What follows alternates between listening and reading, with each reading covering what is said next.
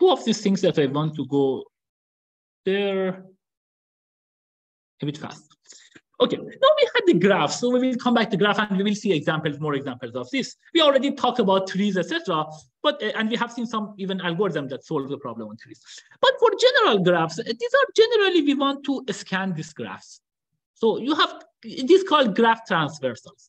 In the graph traversal, we try to essentially traverse the graph and like see who are in the graph essentially. Two important things, and these are like these are called one is the depth first search. These are actually I will say more philosophical nowadays. When you say that you should do depth first search, means that you should go first to depths. Sometimes they don't do DFS, do BFS. That's a breadth first search that you want to try to get general knowledge about the graph essentially at each level. So that's the one that you can actually see it in the whole life. Even as I mentioned, these are more so standard, these are more classical. So the DFS and BFS. So good. So in the DFS, we are trying to possibly, as much as we can, we go to the depths. So we are starting from a vertex R. This vertex R would be a root. And actually, that's one way. So as I mentioned, the trees are something that we can handle them quite well. So you have a graph. This is both of them. They create some trees out of this graph. The issue is that, I mean, this tree may not be quite representative of the whole graph, but in some cases it may.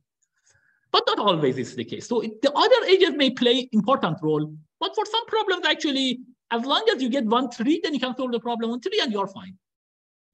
That's in some sense, this is the general idea for graphs, that these graphs are complicated. Let's get a simpler graph. And one of the simplest graphs are trees or tree-like graphs. For them, we can have very good and efficient algorithms. Good. So what do we do here? The root is marked. So we are essentially, we want to traverse, this is the graph. We want to traverse it. So we are starting with the root, that the root is marked. And this is R. And every vertex that we will go first there, we will mark it. So, and this is the R1 actually. Then start essentially from R1. Then we are doing some recursive step. We will consider, sorry, this was R actually. We will consider one of its children like R1. R1 is any vertex adjacent to R which is unmarked. We didn't visit it yet. You will go there and then recursively you will visit everything that it can see for R1. When you are done with this one, you will come back to R and see whether there is any other guy R2 that you have not visited. If it is the case, you will visit that one and you will do it until you have seen all unseen guys. When you are done, then you say that, okay, I'm done with R, I will go recursively up and you will do the rest of the graph. So let's see the code. I think for the code, you will see the whole things about it.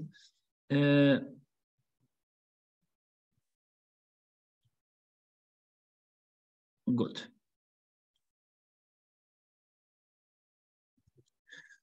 So what do we have for the code here? So this is a very nice code for this.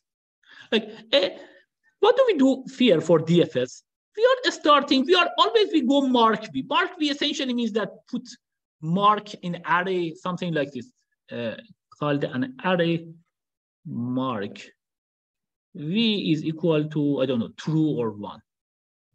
At the beginning, everything is -1. That generally you can think about it. As I mentioned, we need generally some initialization. You can just fill in a, for example, with NP or NumPy, just fill in everything with -1 at the beginning. And then whenever you do it, either it would be 0 or 1 based on true or false. Good. So first we are marking V. Then we will put the DFS number. This is the important things. I mean, we may discuss about this more later, but we will put the DFS number, the current DFS number. So DFS number, essentially, if you have n vertices in the graph, you want to essentially each vertex should have a DFS number. What is the first time that you visited this guy? That's the meaning of the DFS number. So DFS number is the first time that you are visiting this one. And of course, this DFS number between 1 and n. And then of course, when you visit this guy, then DFS number would be ++, you increase it. Then here you are performing some pre-work on V. If you don't have any pre-work for now, just don't do anything. It is called something pre-work. Later we will talk about it. So this is somehow optional, I will say. This part is optional.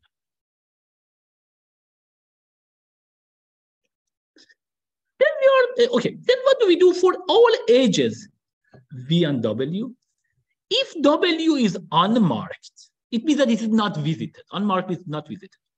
And then what do we do when we are just doing the DFS of this graph from this vertex? So exactly the one that I have mentioned. So if you have this guy, this is R. If there is a one vertex here, so this is like essentially this is V. So this is V. And then for each W, if you have not visited W, just don't do the DFS here. And what else also we can do it? We are adding this edge VW to the DFS tree. We are creating a tree. So we said, okay, this is the first guy, I'm adding this. Note that this one interesting thing can happen. There might be some other vertex here, like U. This U, guys, so U is adjacent to V. However, when you try to come to V, also during these things, you are also meeting U. In that case, U was adjacent to V, but when you visit, when you come from W and do the recursion, you may visit U. In that case, actually, U will be marked. So next time that you are done with this one, when you come to V, then yes, U is adjacent vertex, but it is a marked one. So you don't repeat this one for, you just pass on U. So that's the important one. So it is not the case that for all adjacent vertices that are unmarked, we will do that. And after that, we are doing some post work for VW. This post work is also optional. So what is the main things? The main things for this algorithm is just this line and these lines. And this creation of DFS tree. So this pre-work and like post-work, we are doing something that we can talk about it later. But just for now, you can just ignore them. Now, two properties of this graph, these things that I want to mention. Just talk about this other part. So what is the theorem that we have? We say that if G is a connected, then all vertices will be marked and all edges visited by the DFS algorithm. Good? Okay, so I cannot draw, but I can just talk. Yeah, so assume that G is connected and all vertices are marked and all edges will be visited by the DFS algorithm. So the proof is by induction, by contradiction. What is the thing? So assume that the G is connected. And the proof is that I want to say that all vertices should be visited. Assume it is not the case. Good. So this is the graph G. Consider this part, the vertices which are visited by the DFS tree. Good. There is some part that is not visited by. Good. So, but this graph is connected. What's the meaning of that? It means that between this part and this part, there should be some path. It means that there should be one edge from this part that is visited versus this part which is not visited. Good. Now, consider this edge be essentially the edge here we are talking. That's the thing that here we are talking about. So there should be a vertex U that is connected to a marked vertex V. Marked means visited vertex. That's the contradiction, because when we came to V, why we didn't visit this part? Because this part is not visited. And U was adjacent to V. So when we came to V, at some point, we should have considered all adjacent vertices. And if they have not been unmarked, we should have visited. So it means a contradiction. So it means that if the graph is connected, you should visit the whole graph. And that's actually an important thing. So DFS is a good way to check the connectivity of graph. How do you do that? You just do DFS in the graph from any vertex, and you will see what is the DFS number. If the DFS number at the end is equal to the number of vertices in the graph, means that the graph is connected. If not, the graph is not. And actually, DFS is something that also can find all connected components. So how can we connect the components we discussed about? If the graph is disconnected, it may have this connected component, disconnected component, disconnected components, and so on and so forth. So how can we say that? We can say that, okay, you will go the first, you are starting from the first vertex, you will visit everything that is connected. Then if there are some unconnected vertices, then you will go from those guys, you are visiting everything else. And if there is still some other guys, then you will do that and you will repeat this. That I have mentioned. So this is the good way, essentially, DFS for checking the connectivity of a graph. And what about other things? What else do we have here? Another property of this DFS tree is this one that I want to talk about it. So it says that if you consider the whole DFS tree, so if you have a DFS tree, then let me see whether I can write this some other things. Yeah.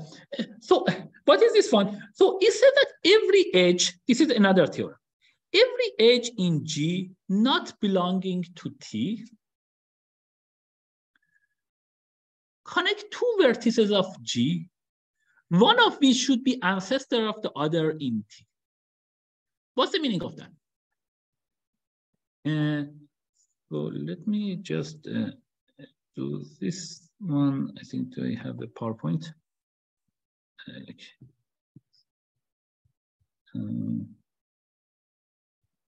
Let me just put in Paint. See if it, does it work with that one. And then let me share pane. Actually, let me stop share. Let me see if I do it. Does it solve this problem or not? Solve that should be good. I'm just sharing it again. Now I have the pen to do that.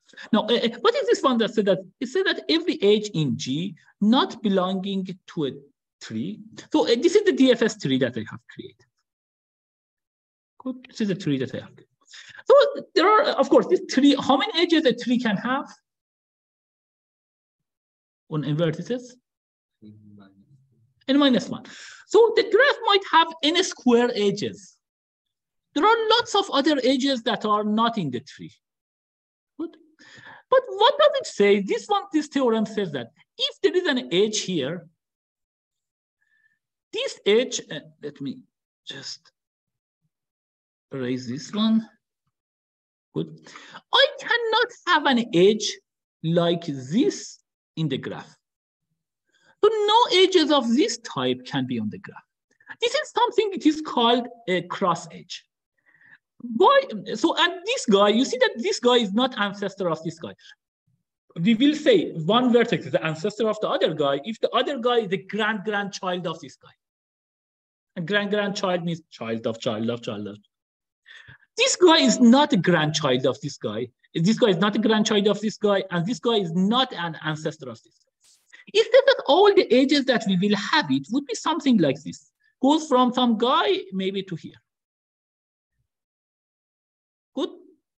The proof actually is very similar to the one that we have done for connectivity. Assume proof by contradiction. Assume that you have such an edge like this. Then, we know that one of these vertices we have met before the other guy. Say this is U and this is V. Good. The catch is this one. When you come to this guy U, then why we didn't visit V at that time? Good. Because note that at this time, U is not, so when you will come to U, any adjacent vertex which is adjacent to U should be essentially we should visit that edge. So and note that like it might be the case that you are visiting an edge and you understand that the other end point of that edge is marked or visited. That's fine. We have visited that edge and we understand that's the case. That's the thing, that the running time of this algorithm, the DFS, is n plus m, because we are visiting every edge one time at least. As well. We check on every edge. However, when we came to this W, we didn't go to V. Why?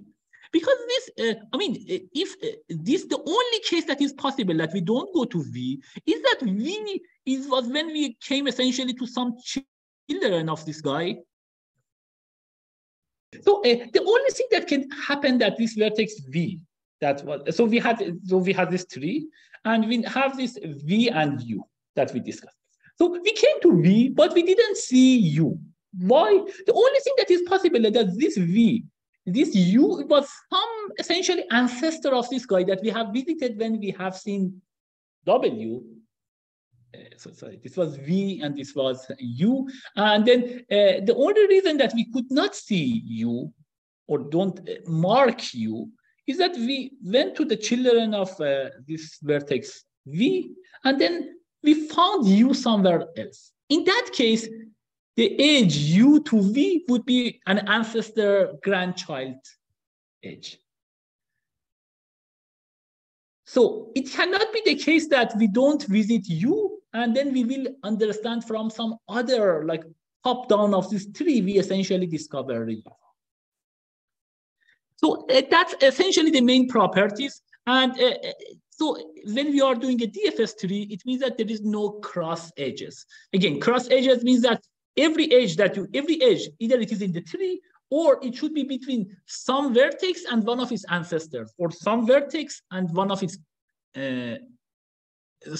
between one vertex and one of its grandchildren, grandchildren, or between one vertex and its ancestor. That's the only possibility that we can have. Good. So that's about these things. Let me go and now we talk about the DFS. Let's talk about the BFS. That's another way that you can do it. So here in the BFS, we are seeing the graph level by level. Again, we are starting from a root vertex. Okay, so what can we do in the BFS tree? So for the BFS, this is the main things. For the BFS, good. So for BFS, we are traveling essentially the graph level by level.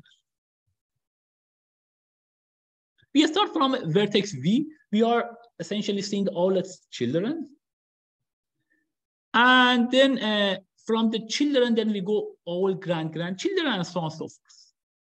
So that's the difference. So DFS, we try to first go on depths as much as we can do, and then we will recurse. Here, no, we are doing level by level.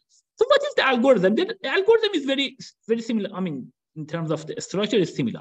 We will call it, we will go start from the vertex V. This is the root. And then we are calling the BFS number of V equal to BFS number. So this is, again, the BFS number is that when we visit this vertex. DFS number versus BFS number. And there are some good properties of that. And then we are, for this BFS number, we are doing that and we are increasing the BFS number. Okay.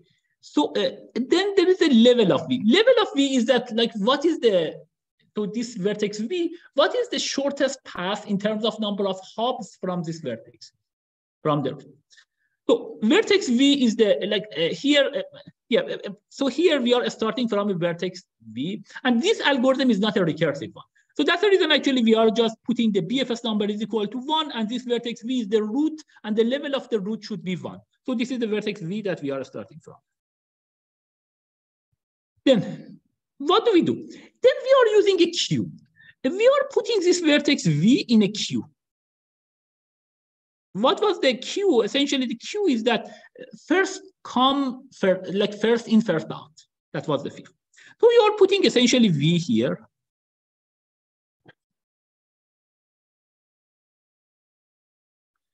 So we are putting V here.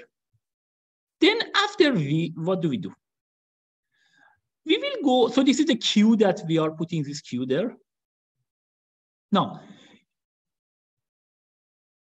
So we are putting essentially V in the queue. V is the root. What do we do after that? While the queue is not empty, we are doing that. We are removing the first vertex from the first vertex W from the queue. So here, in this case, currently only V is there. So we are just taking V out. We are doing some pre-work on W. This is, again, some kind of optional things that we are doing. Now, for all ages, WX, that X is unmarked. So we are essentially taking this V for all his children. What do we do? For all his children, we are visiting them. We are giving the BFS number to them. We are increasing the BFS number. And we will put the level of X equal to level of W plus 1. Because then you are one vertex further from them. However, we don't process them right away. We just put them. So if it is the U, I don't know, W, and others, we just put them in the queue.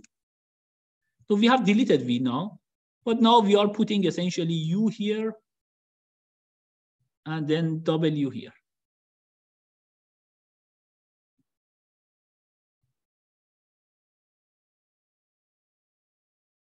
So what do? We are going through all children of V. We will just give them, so we will visit them. We will mark them. We will give the BFS number, but we don't further process them. We will put them in a queue such that later we will come and process. Good. When we are done with V, then, yes, so whenever we will come to a vertex, we will also add that vertex as the edge of, so then we will add also this edge and this edge to the tree. And so this is the one that's a part. We are putting it. And as I mentioned, for each vertex X, also this U, so X would be U, W, etc. We will put them also in the queue, but we don't process them right. So when we are done with W, then we are taking the other vertex. Again, FIFO, the first come, first out. We will take another vertex and we do the operations. That's essentially, that's the thing that you can consider. If this is the vertex V, the V have the level 0. All level 1 guys are the one that essentially the path length in terms of hop, they're one hop away from V. Then all level 2 are those guys that they are 2 hop from V, and so on and so forth. Now, what is the running time of this algorithm? You can see that the running time of this algorithm would be V plus E, because each edge will be essentially visited only one time, and each vertex will be visited one time. And we may do order one processing for each vertex or each edge. The running time is V plus E, but there is one other important properties here that I want to say for this. So we talk about, the edge properties of this. So there are,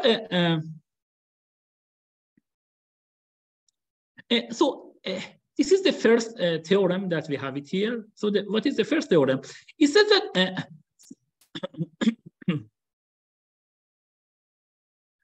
for each vertex W, the path from the root to W is, in the BFS tree, is the shortest path from the root to W.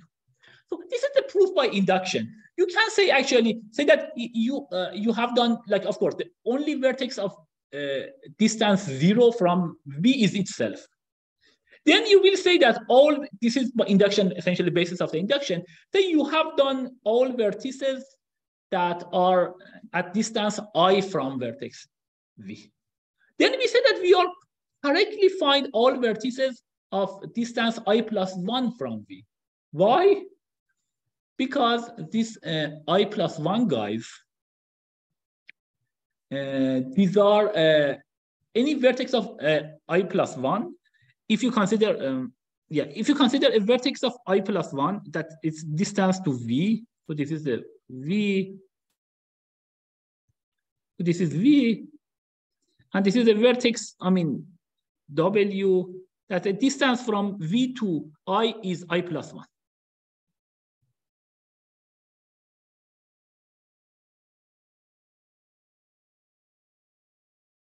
So this is I plus 1. So we know that this guy should have another adjacent vertex, U,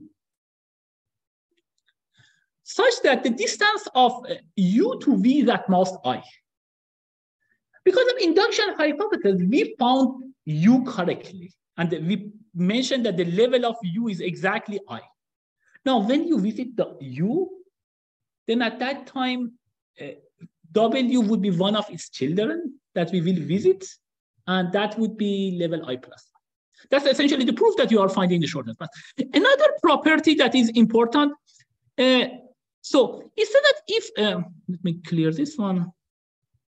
It said that if VW is an edge of G not belonging to the tree, then it can connect two vertices whose level numbers differ by at most 1. Good. What is this thing? It said that essentially, so this is the tree that we have. So this is similar to the one that we have it for the DFS tree, that we mentioned all edges should be from one vertex to its ancestors. So here we say, so here all edges, so these are the edges of the tree. What about the other edges? So it says that all other edges should be like this or like this. The level can change, it can be only the difference between the levels of these guys can be at most 1, not 2. So you cannot have something like this. You cannot have like something like, for example, from here to here, that the level is greater than 2. So all things would be, so if you consider level 1, level 2, level 3, and so on, all other edges can be from one level to the next level, or maybe within one level. That is also possible. Why is it the case? Again, by construction by induction, you can prove that. So consider these two vertices. If the distance between these two guys was more than 1. Good. So the issue that we are visiting one of these guys before the others. As soon as we are visiting, say, this guy, then this other guy is a neighbor of this guy. So the level of this guy would be just level of this guy plus 1, if we have not visited this guy before. So either we have visited before it has the same level, or its level of this guy would be, because whenever we see a children, whenever we see a vertex, all of its neighbors, if they are not visited already, we will put them in the queue, and the level of this guy would be level of this guy plus 1.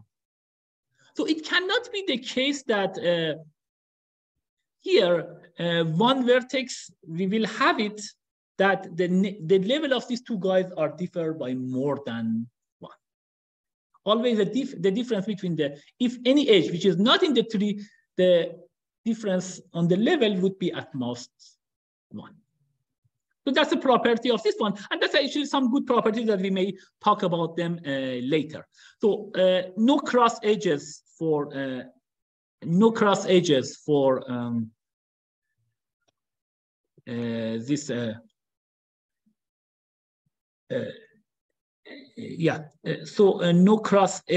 for like this DFS trees, and no more than 1 level difference for BFS trees. And so we are done essentially with DFS and BFS. We will continue the rest next time. I think this time we had, the Zoom had some issues essentially, but we could actually finish the thing that we wanted to say. Good.